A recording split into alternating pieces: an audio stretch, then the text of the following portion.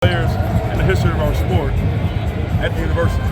And yeah, I mean, he's a Floridian. He loves the university. He came back in a day and age where, you know, sometimes you go to the highest bidder.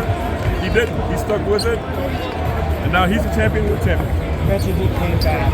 What was it about him that you guys were interested in, the Todd was interested in, you think he can Walt's always had that it factor, and I think the thing that people need to understand is that Walt was coming out of high school during the COVID times, so not a lot of people were able to see him, Elijah Martin, and Will Richard play other than on video.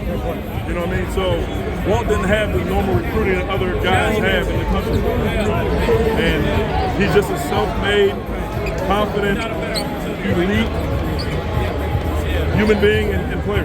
Remember when he came on his visit, what was it that sort of backed up what you guys saw on film, the offensive? No, you know, we obviously know what kind of player he was because he was just MAC Player of the Year at Iona. But the biggest thing with him was he was so confident. Like on his visit, you know, the first time I met him, he literally comes up to me like, "Hey, what's up, coach? How you doing? Good to see you." Gave me a hug.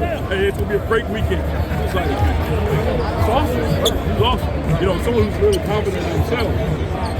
And we knew that we had a special player. And last year he was off the ball a lot more because we had Zion pulling. This year, on the ball, you got to guard the guy 94 feet. You got to guard him all over the court. And so he's a tough matchup, especially when he's pushing that thing in transition or playing in the half court. He'll throw it ahead. Sometimes he'll turn over. Most of the time he's making the right decisions. But you always got to have your head on the swivel where he is. So the reverse is true too. He's got to guard people 94 feet. For him to get that last defensive stop. Absolutely. What does that say about him as an overall? People don't give him the credit as a prospect. What does that say about that? No, I mean, they should give him credit as a prospect. You know, far too often, I've never worked in the NBA, but I know a lot of NBA people.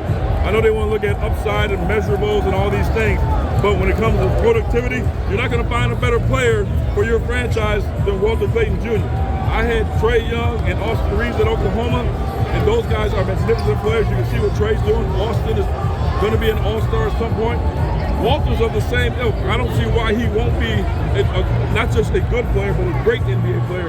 Hopefully a franchise takes, not a chance on, hopefully a franchise drafts him, invests in him, and puts the right people around him because he's going to win the game. What is it about him and Todd that works so well, their relationship, their similarities, differences, everything? Todd lets Walt be himself. Walt's, you know, he's Walt. You know, like sometimes, you know, Walt's a little bit of a, you know, I can't say the word, but you know, it is what it is. But he's ours. He's ours. So, and Todd lets him be himself. And he's let him be himself this whole year. And because of that, we're here. What was he like in the huddle? Not having